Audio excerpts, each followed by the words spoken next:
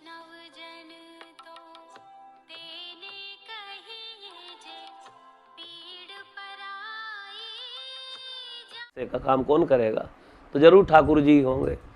अब तो उनका मन जो है वो ये हो गया, जब ठाकुर जी सब कर ही रहे हैं तो फिर हम काहे के लिए अपना समय व्यर्थ करें भजन छोड़ करके।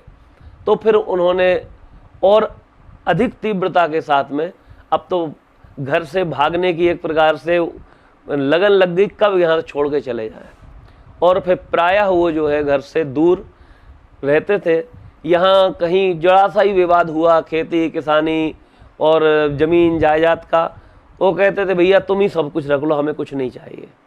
और सब लेकर के उनको प्रायः सभी उनका जितने हिस्से का था वो ताऊ जी ने ही जीवन में, आज भी वही उसका उपयोग कर रहे हैं, उनको कभी नहीं मिला। लेकिन ये केवल ठाकुर जी की कृपा है कि जिस समय उनके पास पूरी खेती थी, आज भी पूरी खेती है, उस समय भी ठाकुर जी ने, हम जब बच्चे हुए और हमें कभी भूखा नहीं सुलाया।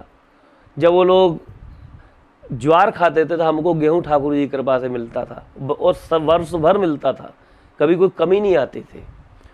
कई बार तो ये होता था कि उनके यहाँ इतनी सारी संपदा, ट्रकों में अनाज आने के बाद और सीजन ख़त्म होते होते उनके यहाँ अन्न खत्म हो जाता था और हमारे माता जी के यहाँ आते और पूरा परिवार यहाँ भोजन करता था। और हमारे पास में कोई खेती नहीं थी, कुछ नहीं था, पर कहाँ से जितना अनाज भर लेती थी माता जी। कई बार माता जी कटाई करने जाती, बाद में जो वहाँ पर गेहूँ गिर जाता था वो बाली बीन के भी ले आती थी, उससे भी अपना काम चलाती थी। पिताजी के जो प्रेमी जन होते थे वो भी भेज दिया करते थे। लेकिन वो अन्न का भंडार ऐसा रहता महाराज कि कभी वो खाली नहीं होता और कभी कोई कमी ठाकुर जी ने उस जगह पर रह करके भी दी नहीं। वस्तु नहीं होती थी लेकिन वो कमी कभी नहीं होती थी, ऐसा नहीं होता डिब्बा खाली हो गया।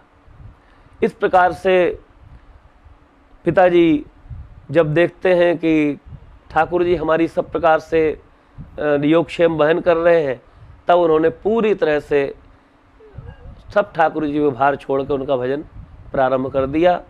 और वो प्रायः बुंदेलखंड क्षेत्र में जगह जगह पर जाके प्रेमी भक्तों के साथ में रहना, कीर्तन करना, कीर्तन का प्रचार करना, नित्य 1.25 लाख नाम जाप करना नित्य उनका नियम था। और 12,000 कम से कम मंत्राज का जाप, और उसके पश्चात फिर नाम जाप जो है, कभी उनको दिन में कोई बिना माला जपे हुए कभी देखता नहीं था। उनके साथी संगी कौन कौन थे? उनके जो बहुत प्रेमी साथी थे वो श्री मथुरादास जी महाराज, जो वर्तमान में विरक्त वेश में सरकार के यहाँ ही निवास कर रहे हैं। एक श्री राम कुमार जी त्रिपाठी वकील साहब थे, जो रहते थे टीकमगढ़ में, वकील थे इनकम टैक्स के, वो उनके बहुत प्रेमी जन थे। और एक श्री असाटी दद्दा थे छतरपुर वाले, वो उनके बहुत प्रेमी थे। एक देरी के चाचा जी हम लोग कहते थे उनके, पुरेन चाचा, पुरेत कक्कू बोलते थे, वो उनके बहुत प्रेमी जनों में से थे। और इनका पूरा एक समूह था जो जैसे गोपियां मिलके आपस में क्या बात करती है।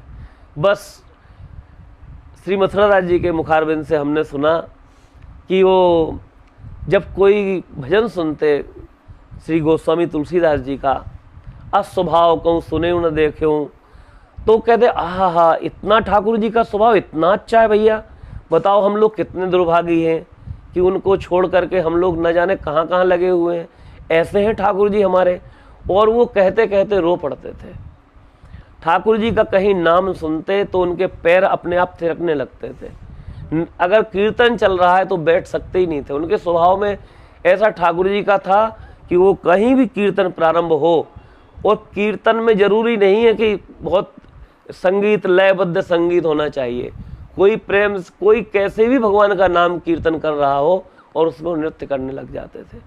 और नृत्य इस स्तर तक पहुंच जाता महाराज कि वो वहीं पर नृत्य करते करते अचेत हो जाते।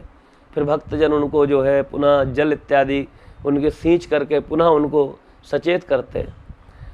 हमने सरकार के श्री मुखारबिंद से सुना कि यदि कह दिया कि गोविंद कीर्तन करो तो फिर गोविंद को कहते थे, ये नहीं समय का ध्यान रहता था कि कितने घंटे हो गए।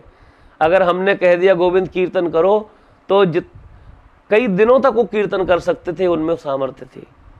और सरकार अपने श्रीमुख से, ये अनेक बार आप श्री ने भी सुना होगा कि सरकार अपने प्रवचन में कहते थे कि शिष्य तो गोविंद था। शिष्य कैसा होना चाहिए, ये गोविंद से सीखो। और दास तो महाराज ये मानता है कि आज आप यह जो दृश्य देख रहे हैं, ऐसे आज भी हजारों लाचार वृद्ध अस्वस्थ हालात में पड़े हुए तड़पते ईश्वर अल्लाह से मना रहे हैं कि अब मैं जीना नहीं चाहता, सहा नहीं जाता, मुझे ले चलो। आइए, अगर आपके दिल में ऐसों के प्रति दर्द है तो ट्रस्ट के साथ मिलकर अपने अवकाश प्राप्त समय का दान देकर अपनी बौद्धिक योग्यता का, अपने धन का सच्चा सदुपयोग करके इनका दर्द मिटाएं और उस परम पिता परमेश्वर अल्लाह गॉड का प्यार प्राप्त करें। जिंदगी व संपत्ति तो एक दिन हमें छोड़ना ही है, तो क्यों ना हम अपने हाथ से ही उसका इन दुखियों की सेवा में सदुपयोग कर महान पुण्य के भागीदार बने। वैष्णव जन तो तेने कहिए जे पीड़ पराई जाने रे। वैष्णव